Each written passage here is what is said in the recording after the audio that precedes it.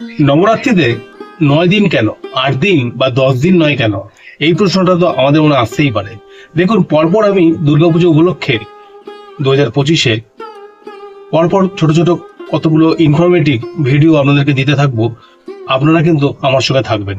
নবরাত্রির 9 সংখ্যাটির বিশেষ গুরুত্ব আছে। সেই গুরুত্বটি মহাজাগতিক, আধ্যাত্মিক, গাণিতিক এবং মাইথোলজিক্যাল। একক সংখ্যাগুলির মধ্যে দেখবেন 9টি হচ্ছে সব থেকে বড় সংখ্যা।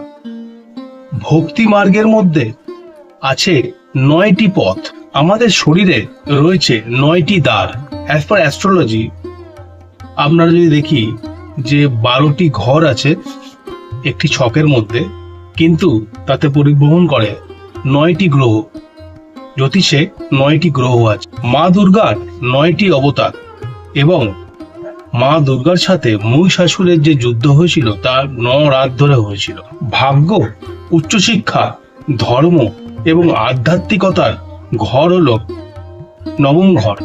অ্যাস্ট্রোলজিতে যদি কোনো ছকে লগ্ন থেকে যে ঘরটি 9ম ঘর, সেটি হচ্ছে আপনার এইগুলোকে নির্ণয় করতে সাহায্য করে। তাহলে আমরা জানতে পারলাম 9 সংখ্যার গুরুত্বটা কি, নবরাত্রির গুরুত্বটা কি। এছাড়াও বিস্তর আলোচনা আছে যা এই ছোট ভিডিওতে করা সম্ভব নয়। যারা আমার চ্যানেলটিকে দেখছেন তারা চ্যানেলটিকে সাবস্ক্রাইব করুন, ফেসবুকে আমাকে ফলো করুন ও লাইক করুন। নমস্কার।